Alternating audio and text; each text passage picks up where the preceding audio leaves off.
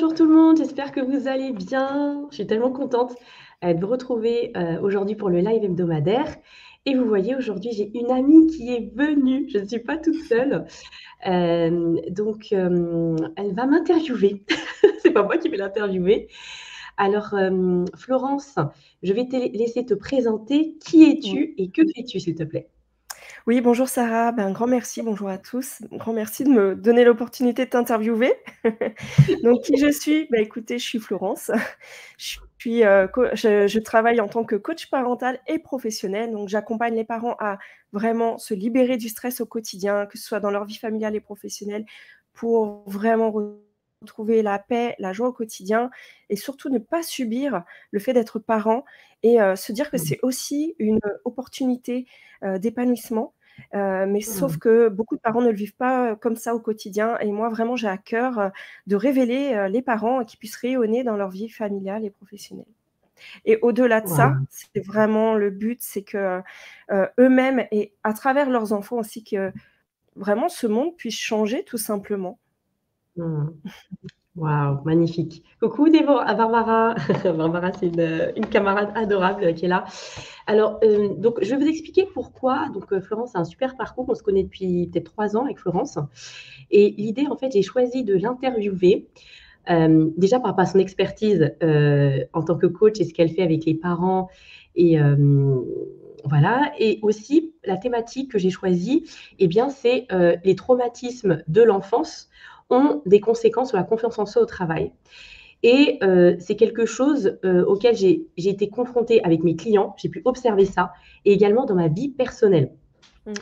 Et Florence, au vu de son passé, de ce qu'elle fait actuellement, j'ai trouvé pertinent qu'elle puisse m'interviewer là-dessus. Donc, je vais un peu me délivrer, pardon, me livrer à vous pour que vous exposiez quelques traumatismes, pas tous, mais un en particulier, qui a eu un impact très lourd sur ma vie professionnelle, surtout professionnelle, hein, pas trop personnelle. Mmh. Mmh. Et vous allez voir que le message est toujours positif, on peut se libérer de tout. Donc, Mmh. Florence, je te laisse l'honneur. Voilà, c'est toi qui prends le lead maintenant.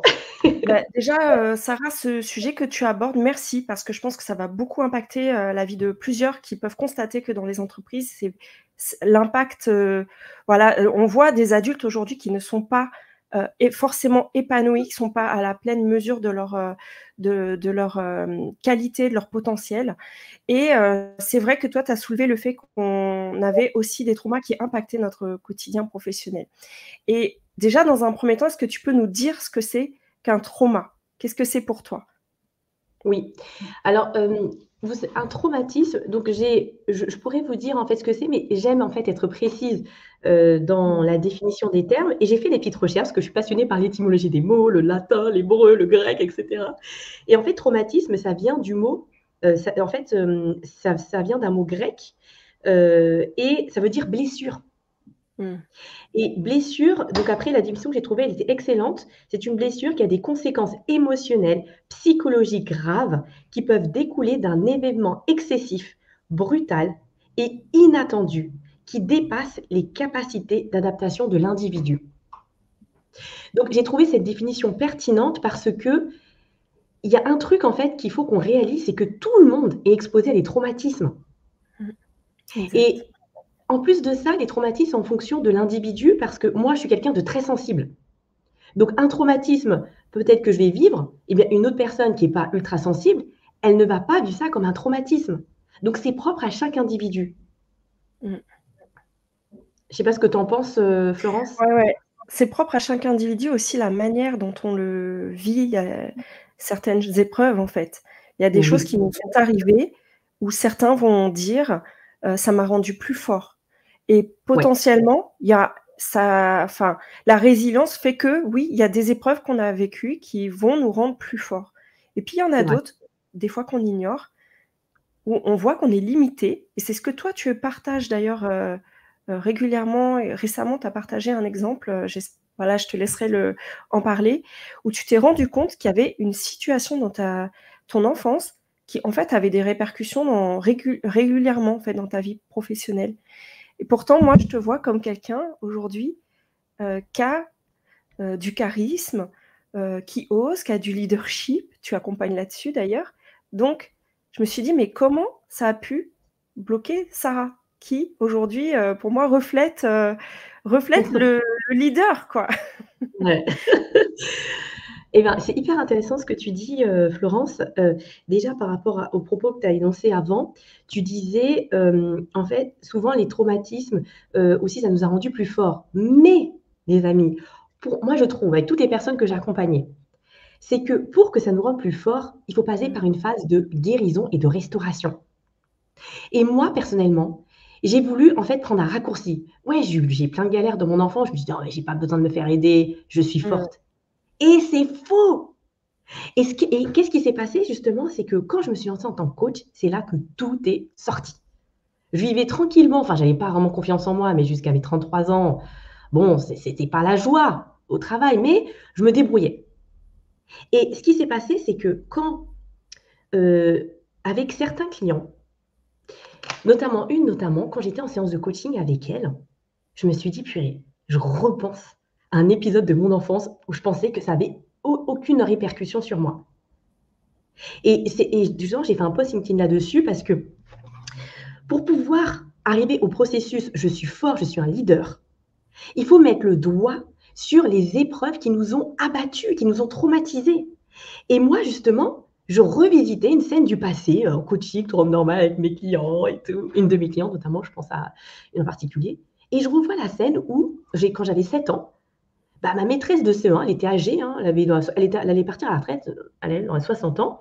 Comme j'étais vraiment nulle en maths, enfin, en tout cas, je dis pas que j'étais nulle en maths, mais j'avais du mal, j'avais une forme d'intelligence un peu particulière, j'avais du mal à résoudre des calculs mentaux. Et dès que j'y arrivais pas, en fait, elle me tirait mes mèches. Elle me tirait les oreilles, elle me frappait. Et moi, je suis née en 85, donc c'était en 1992, ça devait être ça. Donc c'était quand même, les gens sont étonnés parce qu'ils se disent: «Mais comment ça se fait que ça s'est passé comme ça?» Et je revisitais cette scène à chaque fois. Et je me suis dit: «Purée, ça me saoule. Je pensais que j'étais libre de mon passé et en fait non!» Et en fait, moi, je suis un peu j'ai une tête dure. J'étais dans le déni. Je me dis: «Non, mais ça va passer, ça va passer». Mmh. Et après, ce qui s'est passé, c'est que le problème, donc cette épreuve-là, donc que je revisitais, je faisais dès que j'avais un échec, donc en tant qu'entrepreneur, je pense par exemple, j'avais investi dans une publicité. Moi, dès la première année, j'ai fait des trucs d'entrepreneur, ça fait 10 ans qu'ils sont lancés. Moi, j'ai tout fait la première année. J'ai investi dans la publicité, tout ça. J'ai investi dans une publicité Facebook et je me rappelle, la première, ça avait trop bien marché, la deuxième, c'était un flop. Mmh. Et la deuxième publicité, j'avais pas investi un trop gros montant, je pense, mais j'étais anéantie. Non, mais franchement, je faisais pitié, quoi. J'étais là: «Mais non, mais je suis trop nulle». Et du coup, c'était vraiment catastrophique parce que je donnais l'image de la fille forte, mais dès que j'avais un échec, c'était une catastrophe. Même mon mari, qui me connaît très bien, franchement, mon mari, c'est mon binôme, merci, heureusement qu'il est là. Il me dit: «Mais Sarah, mais tu es abattue, mais c'est fou, mais arrête!» Mmh. À ce moment-là, Sarah, si je peux me permettre, est-ce que toi tu sentais que ça venait, de cette situation, de ton enfance où tu sentais d'où ça venait ou pas? Non, et ben, du coup, non. C'est pour ça que là, je vous parle de certaines choses, mais j'avais pas fait le lien. Je me suis dit: «Bon, bah, en fait, moi, je pensais que vraiment que j'étais nulle, quoi». Je me dis: «Mais en fait, je suis entrepreneur, OK, mais même quand j'étais salariée, ça me posait problème, hein, ce rapport à l'échec Mmh. était très mauvais. Voilà, j'avais toujours un ra en fait, quand j'étais salariée, ça se passait j'étais bien, enfin, les gens quand je suis partie, quand je suis responsable RH, tout le monde était choqué: «Mais Sarah, pourquoi tu es partie?» Je faisais du bon boulot, mais c'est vrai que dès qu'il y avait un truc qui n'allait pas, je pleurais chez moi. Ça se voyait pas au boulot, mais ça n'allait pas. Donc je voyais pas le lien. Et j'ai décidé, je me suis dit: «Il faut que je me fasse aider». J'avais jamais vu de psy. J'avais vu des coachs, mais jamais de psy. Je me suis dit: «Bon, je vais voir des psys parce que je sais pas, mes clientes, souvent mes clients voient des psys». Je dis: «Bon, bah, ça a l'air de marcher, je vais y aller». Et quand j'ai vu des psys, j'ai raconté mon passé. Il y en a une notamment, elle m'a dit: «Mais c'est grave ce que vous avez vécu». Je dis: «Ah bon?» «Mais c'est hyper grave parce que j'ai aussi eu des agressions sexuelles». Et en fait, j'avais jamais vu de psychologue. Elle m'a dit: mais c'est horrible!» Et c'est là que je Mmh. me suis rendue compte que, mais en fait, Sarah, mais c'est chaud ce qui t'est arrivé, en fait. Il faut que tu réalises que c'est grave et que c'est peut-être pour ça justement que la confiance que tu as en toi est très bancale et instable. Mmh. Mais c'est une grosse Et du claque, hein, coup, franchement. qu'elle est associée à la réussite et non à qui tu es, tes capacités, tu vois? C'est comme si la confiance, tu l'associais à: «Je fais telle action, si Oui, je réussis, c'est que» donc ça renforce ma confiance, mais si j'échoue, du coup, ça l'anéantit. Exactement, c'est ça. Donc c'est Mmh. ma confiance, en fait, maintenant que je vois que le travail que je fais avec mes clients et que je fais aussi sur moi-même, c'est que la confiance en soi, c'est quelque chose en fait, il faut que ce soit lié à l'être, à qui tu es, pas à tes Mmh. actions. Et moi, toute ma vie, ça a toujours été par les actions. Donc on peut pas réussir comme ça. Et c'est pour ça que les personnes, même au boulot, moi, les gens que j'accompagne, ils me disent: «Ouais, mais franchement, regarde», parce que quand c'est comme ça, c'est soumis au regard des autres, à l'approbation des autres et c'est dévastateur. Mmh mh. Et du coup, comment tu as fait, Sarah, pour, justement, sortir de ce schéma? Tu as dit que tu as mis le doigt sur, cette situation que tu as vécue. Et comment Ouais. tu en es sortie après de ce schéma? Alors, comment j'en suis sortie? Franchement, ça a été un peu long parce que j'étais quand même dans le déni. En fait, Mmh. j'étais dans le déni, je me suis dit: «Bon, c'est pas grave, je continue d'avancer», je même si j'allais voir des psys, j'étais pas complètement, c'est comme si je croyais pas en ce qu'ils disaient. Je me disais: «Non, mais ils exagèrent», voilà. Mmh. Et en fait, ce qui s'est passé, c'est que, après je suis tombée dans une quand même une grave dépression et j'ai compris que, mon processus, en fait, de restauration allait prendre du temps. C'est ça, en fait, que j'ai moi, je suis quelqu'un de très pré à la base, j'étais très pressée et impatiente. Mmh mh.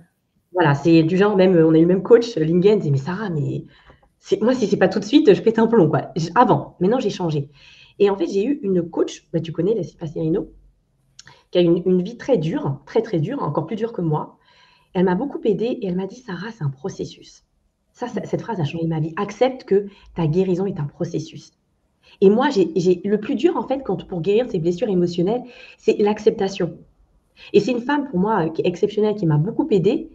Et je me suis dit: «OK, il faut que j'accepte que ça va être long». Et c'était ça le plus dur.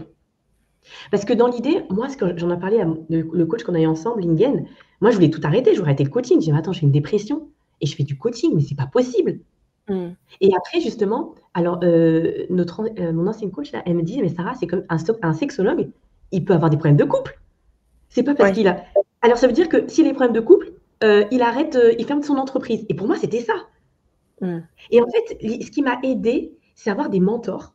Donc il y a eu Lingen, il y a eu Leslie qui m'ont en fait, ils avaient vraiment confiance en moi, plus les psychologues en me disant: «Ça va prendre du temps, sois patiente avec toi». Mmh. Donc quelque part, il y a aussi la confiance de certaines personnes en tes capacités qui Ouais, permet ouais, d'avoir un autre regard aussi, qui te ouais, transmettent aussi, leur expérience, te disant que c'est normal et que c'est un ouais, processus. Il y a ouais, aussi le fait de ce que j'entends de reconnaître que oui, il y a des choses qui t'ont impacté et que tu es prête à entamer ce processus du coup c'est de ça, changement. c'est ça et aussi de se dire que même si je suis comme ça, je peux aider des gens. Parce que moi, Mmh. j'ai toujours des très bons résultats. Là, je fais plus des conférences maintenant. Bon, je fais un peu de coaching, mais un peu moins. Mais j'ai toujours eu, avec les clients que j'accompagne, des résultats extraordinaires de transformation. Et quand j'étais vraiment au summum, enfin, quand j'avais cette dépression-là, je me disais, mais je ne peux pas aider les gens. Et en fait, c'est fou parce que quand j'étais en coaching, c'est comme si, en fait, j'étais portée par une force et j'arrivais à aider les gens. Je me suis dit, mais comment ça se fait? Et c'est Mmh. incroyable et en fait, le fait que je continue à aider mes clients, alors c'est sûr j'avais moins de clients, du coup j'ai dû reprendre un poste salarié parce qu'il y avait plus d'argent pour payer les Mmh. factures, enfin c'était pas mais en fait l'idée je voyais purée, j'arrive quand même je suis quand même utile, je sers à quelque chose. Même si Mmh. je suis au fond du trou, je vois que je peux avoir de l'impact et ça m'a vraiment aidée, plus avec les psychologues. Après je suis quelqu'un de voilà, j'ai une foi aussi particulière. Ma foi, c'est vraiment mon moteur, ça m'aide énormément. Même, petit aparté, quelle que soit la religion dans laquelle les personnes sont, moi j'ai une coach dans mon équipe, elle a fait, elle est coach certifiée, elle est aussi thérapeute et elle me disait que Mmh. dans son école, de thérapeute, il y a un module spiritualité, hein Mmh. et donc comme quoi, en fait, la spiritualité, c'est essentiel pour se relever. Donc moi, ça m'a vraiment aidée, ça m'a permis d'avoir une foi beaucoup plus forte parce que c'est dans les épreuves que justement on Mmh. peut se raccrocher à quelque chose qui nous porte. Donc moi, c'était vraiment ça. Si on n'a pas d'épreuves, on ne peut pas vraiment, être édifié dans notre foi. Mmh. Et après aussi, ce qui m'a aidée, c'est que, c'est vraiment, vous savez, en fait, on parle de John Maxwell, j'ai fait l'école de coaching de John Maxwell, il parle de l'intuition, la loi de l'intuition. La loi de l'intuition, c'est quand même notre témoignage intérieur, c'est notre petite voix qui veut nous tirer vers le haut. Et en fait, dans ce tourment, j'ai appris à me connecter à mon intuition et à vraiment à prendre des décisions inspirées. Et j'ai compris que, par rapport à ça, cette épreuve, cette maîtresse qui m'a frappée, j'avais besoin d'accepter que, en fait, c'était cette épreuve-là qui m'avait le plus abattue. Et aussi, j'en ai parlé à l'une de mes amies, Jessie, que tu connais, et elle me disait, je Oui, dis, mais Jessie, je comprends pas pourquoi cette épreuve m'a mis par terre. Elle est coach aussi. C'est bien d'avoir des amis coach. c'est ça. Et du coup, elle me dit, donc elle me coach, elle me dit, Sarah, tu sais quoi, par rapport à ta maîtresse, pourquoi c'est cette épreuve qui t'a le plus traumatisée? Parce que, en fait, une maîtresse, elle a attaqué ta capacité à agir. C'est-à-dire, elle te frappait quand tu faisais mal. Donc, ça veut dire, c'est Mmh. en gros, ce qu'elle voulait dire, c'est que quand tu rates, tu ne peux pas agir, tu ne peux pas faire des bonnes actions. Et c'est cette dame, donc vraiment, moi, je l'ai pardonnée, hein, de toute façon, elle doit être décédée aujourd'hui. Eh bien, c'est pour ça. Parce que moi, le problème de ma vie, depuis que je suis toute petite, c'était dès que je commence un truc, j'abandonne. Même mes parents me disent, mais Sarah, mais c'est pas possible. Dès qu'il y a une difficulté, Sarah, elle disparaît. Il n'y a plus de Sarah. Sarah, Mmh. et c'est ça. Et à chaque fois, et j'ai eu quand même un bac plus 5 à 30, enfin, 29 ans, j'ai quand même fait des études supérieures, mais c'était toujours j'arrête, je reprends. Et c'est ça. Et quand j'ai compris ça, quand j'ai parlé justement avec mon amie Jessie, j'ai fait, mais c'est ça, mais oui. Et c'est pour Mmh. ça que moi, je vous invite à parler alors vous n'êtes peut-être pas des amis coachs, mais parler avec des personnes de votre entourage parce que parfois, ces personnes peuvent vous aider dans votre phase de restauration. Oui, il y a les psychologues, oui, il y a les coachs, mais il y a aussi des personnes qui vous connaissent bien. Et là, Mmh. franchement, j'ai eu comme une révélation. J'ai dit, OK, c'est ça. C'est Mmh. l'histoire de ma vie. Et on ne peut pas être libéré de quelque chose si on ne connaît pas l'origine du problème. Et Exact, les gens ouais. veulent prendre des raccourcis. Moi, j'étais la première à vouloir prendre des raccourcis. Et en fait, ça ne marche pas, les raccourcis. Et puis c'est vrai que comme tu dis, on veut prendre des raccourcis, ça c'est aussi, tout à fait naturel, hein, de vouloir aller plus vite, voilà, on aime bien quand même ce qui va vite. Oui, c'est ça. Néanmoins, il y a des choses sur lesquelles je pense qu'on n'a pas besoin d'aller, de prendre autant de temps. Puis il y a des sujets quand on voit qu'ils sont récurrents quand même, d'aller quand même chercher l'origine, c'est important parce que ce que tu as dit là, en décrivant, cette situation avec ta maîtresse, c'est pas une chose qu'elle a fait une fois. C'est une chose qui s'est Ouais, répétée et qui s'est ouais, ancrée et que tu as ouais. fini par croire: «Si j'échoue, il y a un danger en plus quelque part», tu vois? Oui, oui, Et on développe une tu as d enfin, j'ai émis l'hypothèse qu'il y a une croyance qui s'est développée avec ça et oui, qui du coup s'est gardée après. Et comme tu ouais, travailles dans le coaching, tu le sais, hein, ce qu'on croit, bah, définit aussi nos actions. ouais. Donc Mmh. c'est chouette que tu aies pu, mettre le doigt là-dessus. Maintenant, est-ce que tu qu'est-ce que tu recommanderais à quelqu'un qui, justement ne sait vraiment pas, l'origine? Il se dit, «Bah, tiens, moi j'essaye des choses», surtout comme, tu disais quand on se lance dans l'entrepreneuriat aussi, on découvre encore, bah, des petits blocages qu'on peut avoir. Ouais, Qu'est-ce que tu dirais ou même, voilà, en entreprise, moi qui ai travaillé, 16 ans dans un grand groupe, j'ai pu voir, combien, les adultes, que tous nous sommes aujourd'hui, bien sûr qu'il y a des choses qui viennent du passé qui restent, hein, et on le voit, dans les réunions, dans les relations, interpersonnelles, dans la façon d'échanger avec les autres. On voit qu'il y a des choses qui restent. Mais comment, hem, tu recommanderais comment identifier finalement le sujet sur lequel faut aller? ouais, Tu vois? OK, Hem je Comment OK. identifier le blocage qu'on a vraiment et que c'est le moment d'aller, voir, je sais pas si je suis claire dans ma question, mais C'est très clair. qu'est-ce que J'ai tu tout à fait comprends compris. toi? C'est très bien, j'ai tout à fait compris. C'est bien d'avoir des amis coachs parce qu'on peut reformuler tout ça, donc il y a pas de souci, j'ai Ouais, compris. ouais.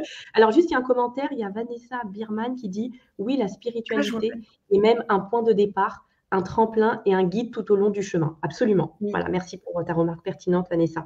Donc alors, ce que je conseillerais, ce que je vois les personnes que j'accompagne là, il y a un exercice, moi, le module 1, j'ai 3 piliers dans mon programme de ma méthode de coaching qui s'appelle Révèle-toi. Le premier pilier, c'est découvre ta véritable identité. Il y a un exercice que je fais faire qui s'appelle, et tout ça, c'est des choses que j'ai testées sur moi, donc voilà. Et après, je Mmh. partage aux clients. Bilan et histoire de vie. Donc, par exemple, dans bilan et histoire de vie, vous allez écrire, enfin, tous les événements de votre enfance où voilà, que vous avez vécu, des événements qui étaient agréables et désagréables aussi. Mmh. Et après, quand vous allez écrire ça, moi, mes clients, je les fais travailler tout seuls aussi de leur côté, hein, c'est pas et Ouais. l'idée, quand vous allez écrire, déjà écrire, c'est quelque chose écrire, mais pas sur l'ordinateur. Écrire sur le papier, c'est déjà quelque chose, c'est thérapeutique. Moi, j'avais lu dans un article dans Ouais. Psychologie Magazine que le fait d'écrire avec la main, Mmh. voilà, il se passe quand même des choses assez incroyables, j'aurais pas les termes précis. Et après, vous allez voir tout de suite. Moi, je le vois avec les personnes que j'accompagne tout de suite. Vous allez voir en fait les émotions que vous allez ressentir. Est-ce que vous Mmh. ressentez des émotions intenses, désagréables? Et en fait, moi, je vois, hein, les personnes, elles écrivent elles font l'exercice de leur côté. Après, on en parle en groupe. Et là, les personnes commencent à pleurer. Parce que si vous ressentez des émotions vives, désagréables, donc anxiété, peur par rapport à quelque chose qui s'est passé dans le passé, ça veut dire que vous n'êtes pas guéri, que vous avez quelque chose, il y a une blessure émotionnelle de l'âme, il y en a 5, vous avez besoin de guérir de cela. Et en réalité, donc il y a déjà ce processus, donc ça déjà vous allez sûr ça marche. Et après pour la guérison, alors il y a un côté oui, c'est vrai qu'il faut parler et tout ça, mais moi je suis Time for Action, ma marque c'est Time for Action, c'est que moi j'invite, souvent il y a la blessure du rejet auquel la plupart des personnes sont exposées. La blessure du rejet, c'est-à-dire on va fuir simplement souvent les difficultés. Mmh. Eh bien moi, je suis vraiment dans l'école où le sport quotidien du leadership, on passe à l'action, c'est-à-dire on affronte le rejet. Mmh. Un exemple, par exemple, j'ai un témoignage, une de mes clientes là, c'est une personne de foi, mais je tiens à préciser, j'accompagne pas que des personnes qui ont la même foi que moi. Là, j'ai une cliente qui était même de confession juive, athée, j'ai de tout. Il y en a une notamment, elle a écrit en fait une lettre à elle-même. Une lettre à elle-même, c'est un exercice courant en coaching qu'on utilise. Elle est magnifique sa lettre. Elle a Mmh. un don pour l'écriture, c'est incroyable. Donc dans le coaching de groupe là, elle nous partageait ça. Et après, avec les autres, on était tous waouh, mais c'est un truc de fou ce que tu as écrit. Et après, moi, j'aime bien challenger les personnes. Je dis, OK, tu as écrit ça. Maintenant, pour affronter cette blessure du rejet, moi, je t'invite à être vulnérable et à partager cette lettre auprès de personnes de ton entourage. Elle l'a partagée à un groupe d'amis. Mmh. Ils étaient mais extrêmement touchés. Et elle l'a partagée aussi donc, dans son église. Elle est partie sur le pupitre. Elle a pris le micro. Et elle est extrêmement timide. Hein. Elle est timide et réservée. Mais elle nous a impressionnés et elle a parlé. Elle a raconté la lettre à elle-même. Mmh. Elle a raconté ce témoignage. Et l'idée, en fait, c'est que pour guérir d'une blessure, il faut, pour moi, en tout cas, c'est ce que j'ai fait sur moi, et c'est comme ça que les personnes que j'accompagne, moi, je suis vraiment en mode essayer d'activer chez les personnes la flamme du courage. C'est pour moi, c'est ma mission Mmh. sur cette. Et ça passe par se montrer vulnérable. Et ça coûte de le faire. Elle nous Mmh. disait, Ouais. avant qu'elle le fasse, elle avait des sueurs froides. Elle était vraiment. C'est une fille qui est très réservée à la base. Mais quand elle l'a fait, elle dit, quand elle a Mmh. pris le micro, elle s'est sentie libérée. Et qu'est-ce qui se passe quand on fait ça? Donc, du coup, là, elle est en train d'accélérer dans sa phase de guérison, de blessure. Elle a la blessure d'humiliation, elle a la blessure d'injustice, elle a les 5 blessures. Elle a eu un passé, mais vraiment très douloureux. Et ce qui se passe, c'est que derrière, en fait, ça va tellement aider les gens. Et ce que je dis aux autres, les gens souvent ne veulent pas raconter leur vie. Ils disent non, mais j'ai peur. En fait, Brené Brown, donc moi, Brené Brown, c'est pour moi la référence en termes de vulnérabilité, de courage. C'est une docteure en psychologie américaine. Moi, je m'appuie beaucoup sur ses travaux. Et en fait, elle dit que quand on est courageux, en fait, le courage, ça veut dire qu'on va livrer une partie de soi-même à l'autre. Et en fait, quand on va faire ça, c'est pas parce qu'on se trouve génial, pour que les gens disent ouais, t'as une vie géniale. C'est pour donner du courage à d'autres. Et les gens Exact. ont besoin d'entendre nos témoignages. Et moi, c'est ma Mmh. mission, parce que j'accompagne. Maintenant, quand j'interviens en entreprise et tout, je me livre. Mais ça coûte de le faire. C'est pas du tout naturel. Mais c'est tellement libérateur. Et Ouais. après, vous guérissez vraiment de vos blessures. C'est ça le but aussi, c'est d'en guérir et du coup, tu dirais que la personne à faire ça, elle gagne quoi? Après, je vois qu'il y a un petit commentaire aussi. Ouais. En fait, la personne, quand elle fait ça, en fait, pour moi, la guérison, ça passe par affronter sa blessure. Donc, il y a justement Mmh. Barbara. Franchement, Barbara, elle est géniale. Ouais. Elle dit, ma thérapeute dit que pour ne plus éprouver de la souffrance, il faut y plonger pour la traverser. Mmh. Merci Déborah, c'est tout à fait ça. Et moi, c'est ce que je fais avec mes clients. Et franchement, il y en a qui disent, c'est douloureux. Moi, je vois en coaching, sauf que moi, bon, avec l'énergie que j'ai, tu as vu Florent, je suis là, j'encourage, je dis, allez, on va y aller, c'est parti. C'est-à-dire que c'est très douloureux. Moi, ce que je dis, en fait, je ne suis pas dans le truc strass et paillettes. Vous me voyez comme ça, je suis très souriante. Mais si vous savez comment j'ai souffert, j'ai accepté de souffrir, Mmh. que la Mmh mh. souffrance est partie de la vie. C'est ça. Donc, c'est ça. Et quand on fait ça, donc moi, les clients, ils disent, oh, Sarah, mais pourquoi tu me demandes de faire ça? Mais c'est compliqué. Je dis, mais oui, mais c'est normal. Est-ce que tu vas être un leader avec courage? Est-ce que tu C'est veux ça. vraiment avoir de l'impact? C'est le seul chemin. Il n'y a qu'un chemin, hein, franchement, les amis. Hein. Il n'y en a pas 10 Mmh. 000. Hein. Mmh. C'est que tu ramènes aussi à l'objectif de la personne. Elle veut être un Oui, leader courageux, elle veut avoir de l'impact. Tu fais pas ouais, ça pour, l'embêter, en fait. non, Tu lui fais ouais, faire c'est cet ça, exercice, c'est parce qu'elle a un objectif et tu l'aides à le ouais. réaliser et que si, elle ne faisait pas ça, en fait, elle resterait juste, dans l'état où elle est avec, ses qualités certes, mais elle irait pas plus loin, en fait. Ouais, elle irait pas plus loin et c'est pour ça que maintenant, tu vois, je fais ça en conférence parce que j'ai fait plein de conférences. Mmh. J'en ai fait une centaine pour les particuliers, enfin pour des il y avait du monde quand même, des Ouais. conférences en ligne, en présentiel et les gens, ils me disent quand je fais des conférences, ils me disent: «Mais Sarah, c'est quoi ce délire?» Les gens commencent à changer, ils commencent à passer à l'action et pourquoi? Pourquoi mes conférences marchent? Parce qu'en fait, déjà, j'ai tellement souffert dans ma vie et j'ai aucun problème à me montrer vulnérable. En fait, moi, je partage ma vie et personne pourra copier mon histoire. Mon histoire, je suis Sarah Froidefond. J'ai une histoire unique. Et en conférence, ce que je fais, je partage des éléments de mon histoire pour connecter avec mon public et pour activer chez les personnes la flamme du courage. Parce Mmh. que, en fait, le courage, ce que je dis, c'est que c'est un sujet qui me passionne. En fait, les managers, donc maintenant, c'est plutôt ma cible, les managers, les gens, souvent, ils vont être, oui, courageux au travail. Non. Commence déjà à être courageux dans ta vie personnelle. Ose Mmh. avoir une conversation authentique avec ta mère, avec ton frère. Moi, c'est comme ça que j'accompagne. Parce que, en fait, pour pouvoir être courageux au travail, il faut l'être dans sa vie perso. Et Mmh. c'est pour ça que mes conférences, les gens ils me regardent des gros yeux. Tu parles de ça? Moi, j'ai aucun problème parce que j'assume mon histoire. Et Mmh. si je parle, parce que moi, je veux t'impacter. Je veux que quand tu écoutes cette conférence, que ta vie change. Je veux que tu Mmh. deviennes un leader pour tes équipes et que tu deviennes courageux. Et les gens retiennent des histoires. Mmh. Ils retiennent pas des recherches scientifiques, etc. C'est sûr. Donc, tout ça aussi pour dire, c'est que les personnes vraiment, en fait, chaque parcours de vie, j'avoue que moi, toutes les personnes que j'ai accompagnées, elles ont des vies, mais tellement chargées.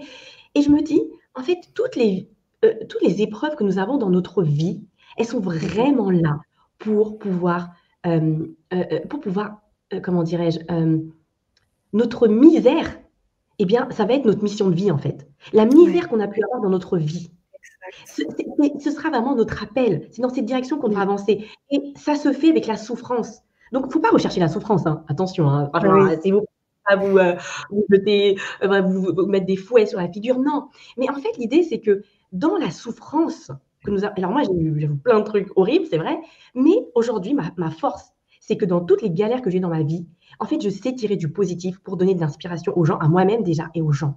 Mmh. Et si chaque individu savait faire ça, au lieu de dire: «Ah franchement, c'est trop dur, je vais pas y arriver». Hé! Arrête s'il Mmh. te plaît. Essaie de tirer quelque chose de positif. Et tu sais, moi, depuis toute petite, depuis très jeune, j'ai toujours aimé des histoires de personnes qui ont trop souffert, quoi. Je lisais des autobiographies de personnes qui ont eu des vies, mais excuse-moi, mais merdiques, quoi, tu vois? Et en fait, j'étais toujours attirée par ce type d'autobiographie. Donc moi, c'est vrai que je lis en anglais depuis un petit moment. J'avais lu la biographie de Gabrielle Chanel, Coco Chanel. Purée, comment elle a galéré dans sa vie. Mmh. J'ai lu l'histoire de Malala. Donc Malala, c'est une femme musulmane. À 15 ans, elle a été tuée, elle a failli mourir au Pakistan.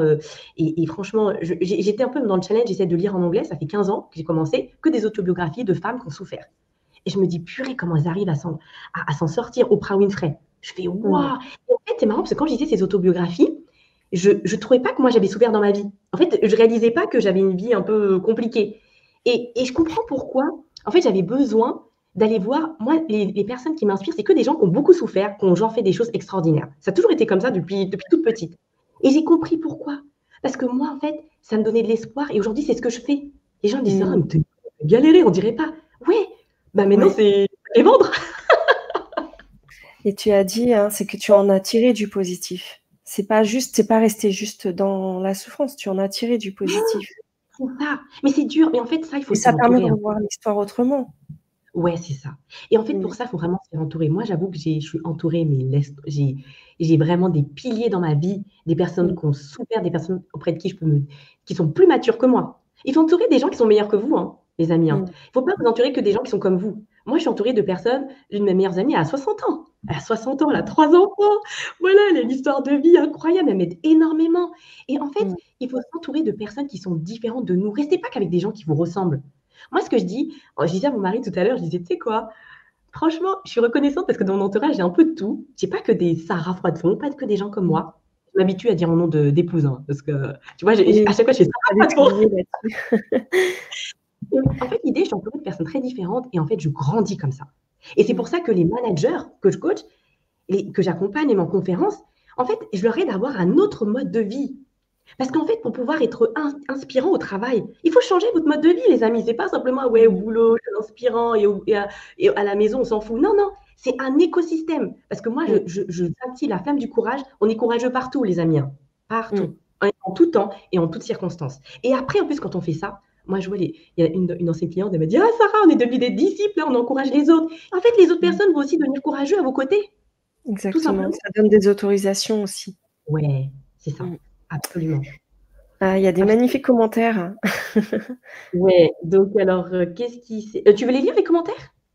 Oui, avoir du courage, c'est étymologiquement avoir du cœur. Merci Ouais, Vanessa, c'est vrai, c'est vrai. ça me Mmh, parle mmh, énormément. Il y a Christine ouais, qui dit: «J'adore, j'assume mon histoire». C'est c'est une ça. phrase que tu as dite. Ah oui, OK, ouais. Par contre, ça prend du temps. Ça prend du temps à assumer son histoire. Enfin, moi, pour moi, ça a pris, enfin, Oui, j'ai 38 ans. On va dire, c'est oui, à 38 ans. C'est moi depuis que j'ai 38 ans que j'assume mon histoire. peut-être qu'avant, il y avait d'autres choses à travailler, tu vois aussi. Ouais, c'est ça. Ouais, ouais, ouais, c'est clair. Et Ouais, ouais, ouais. ensuite, en effet, l'expérience de la douleur n'est pas vaine, elle éveille la mission et dispose à accompagner. Exactement. C'est vrai Waouh, que magnifique. toutes les personnes qui accompagnent, une grosse partie, j'ai pas de chiffres, hein, j'ai pas fait d'études là-dessus, mais une grosse partie, si on interroge: «Pourquoi tu fais ça?» très souvent, ça vient de l'histoire de la personne. Ouais.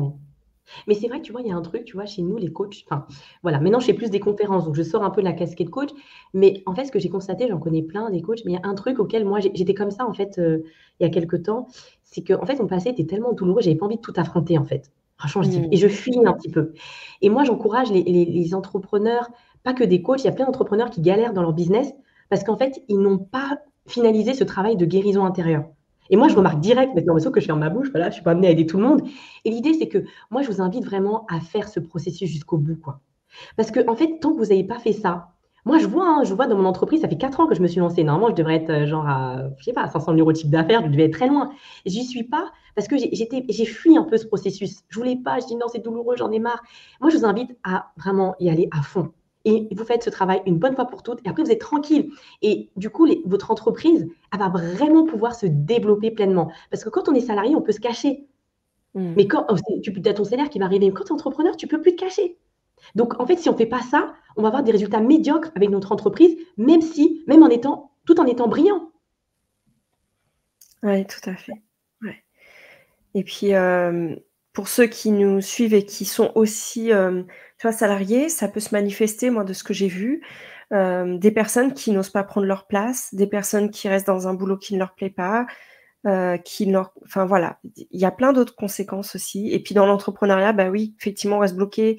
On bah, tu l'as dit, hein, le risque pour toi, c'était, de retourner, d'arrêter ton entreprise alors que tu impactes tellement de gens aujourd'hui. Ça aurait été Mmh. dommage, donc heureusement que tu as fait, ce travail, effectivement.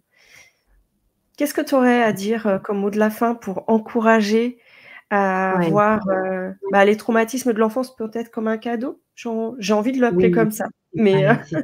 C'est un cadeau. C'est vraiment un cadeau, et après, ah, il y a Barbara qui parle du livre. Ah oui, Alice Miller, j'ai pas lu son livre, mais on me l'a recommandé. Le drame de l'enfant doué. OK, de toute façon, donc n'hésitez pas justement à regarder dans les commentaires LinkedIn, donc la référence là du livre que Barbara propose. En fait, moi, ce que j'encouragerais les personnes, c'est vraiment oser, en fait. Oser vous livrer, oser vous dévoiler. En fait, on va pas vous jeter des pierres, on va pas vous envoyer des tomates, en fait. Qu'est-ce qui va se passer? Vous allez connecter avec l'autre. Moi, vous savez, enfin, tu sais, Florence, moi, je parle avec tout le monde dans mon quartier. Enfin, j'avoue, enfin, même mes enfants disent, maman, tu connais trop de monde et tout. Et pourquoi? Le truc que je fais, en fait, c'est que j'ose me montrer vulnérable. J'ose le faire. mmh, Allez-y. Et vous allez voir. Et moi, ce que j'ai à mes clients, c'est chaque jour. Quand vous allez parler chaque jour, parce que vous avez des interactions avec tout le monde, et les salariés, les managers, osez vous montrer, montrez-vous vulnérable auprès de votre équipe. Osez le faire. Moi, j'accompagne des managers là. Ça marche super bien. tu aurais un exemple pour dire, qu'est-ce que ça donne quand ils le font? Qu'est-ce que ça donne? En fait, c'est du coup, il y a une de mes clientes là, du coup, elle me fait rire. Elle est réservée, c'est mon opposé. Et, et en fait, ils l'ont trouvé drôle. En fait, Mmh. c'est ça, c'est qu'en fait, les gens se sont barrés. Et normalement, elle ne fait pas rire. Et alors, quand entre nous, elle est elle-même dans le coaching de groupe, mais là, justement, avec son équipe, et ben du coup, elle a partagé une petite anecdote, je ne me rappelle plus laquelle. En fait, les gens rient à ses côtés, or que c'était du jamais vu. Donc, en fait, les personnes dans votre équipe, ils vont voir une autre facette de votre personnalité. Et vous allez être unique. Et on ne va pas vous copier. Et moi, j'aime John Maxwell, moi, c'est vraiment ma référence en termes de leadership. En fait, on va arriver au niveau 5 de leadership. Le niveau 5 de leadership, il y a 5 niveaux. Ça veut dire que les gens vont vous suivre pour ce que vous êtes et pour ce que vous représentez. Et c'est important que les managers arrivent à ce niveau. C'est un processus, en tout cas, moi, c'est mon but avec mes conférences, etc., pour le faire. Et ça passe par la vulnérabilité. Ah, merci, Sarah. Comment tu veux conclure ce rendez-vous? Bah écoutez, on s'arrête là. Vraiment, moi, ce que je veux dire, c'est que vraiment, je vous invite, ce live. Il y a quelque chose que j'en parlais à mes clients là tout à l'heure. Partagez ce live, s'il vous plaît. Moi, Florence, tu me connais. Dès que j'ai un truc qui peut aider quelqu'un, j'envoie un message WhatsApp. Je dis, regarde ce contenu, ça peut t'aider. Donc, en fait, si vous avez été vraiment fortifié à travers l'échange qu'on a pu avec Florence, ne gardez pas ça pour vous. Si vous voulez, partagez-le. C'est trop important parce que les gens gardent trop d'informations pour eux, s'il vous plaît. Donc, faites ça. Et ce sera trop bien. Voilà. Tout simplement. Et puis surtout, oser. Hein. J'ai retenu ton mot. Ma marque, c'est Time for Action. Time for Action, ça veut dire agir. Agir, time for action. Et je le dis, c'est maintenant. C'est la stratégie. En fait, moi, je sais pas. Après, pour conclure, il y a un mentaliste. Bon, à chaque fois, je sors des sources parce que je lis tellement que j'ai plein de trucs dans ma tête. Il y a en fait un mentaliste qui s'appelle Fabien Olicard. Et moi, j'aime trop. Il y a un de ses livres qui s'appelle Votre temps est infini. Je vous le recommande. Il est génial pour la gestion du temps. C'est mon mari qui me l'a recommandé. Je vais le relire d'ailleurs. Et en fait, il y a une citation, un de ses amis qui lui a dit « 1 vaut mieux que 0 ». Il dit que cette phrase a changé sa vie. Et en fait, ce que je dis, c'est que les personnes, souvent, et moi, la première, parfois, on voudrait avoir 10. Et comme on n'a pas 10, on ne fait pas le 1. Donc, non, ça, il faut arrêter. S'il vous plaît, 1 vaut mieux que 0. Si cette phrase peut vous impacter, autant que moi, mes clients, que Fabien Olicard, eh bien, allez-y. Moi, je retiens, vraiment, 1 vaut mieux que 0. Oser, c'est le moment, enfin, action, c'est maintenant. Ouais, yes. Trop bien. Il y a plein de pépites dans ce que tu as partagé, donc un grand merci, Sarah. Bien. Et merci à toi. La vulnérabilité, ça permet de connecter aussi, ce que je retiens. Oui. Vraiment, et de connecter et d'être aimé pour qui on est et pas pour être su pour qui on est, pas forcément pour ce qu'on fait ou voilà. Mais aussi, Absolument. Ouais. Merci beaucoup, Florence. Merci à toutes les personnes qui étaient là, qui ont mis des commentaires. J'ai jamais eu autant de commentaires sur un live, donc vraiment, Florence, on devrait faire ça plus souvent. Avec plaisir. Excellent. C'était un plaisir. Et à très bientôt, tout le monde.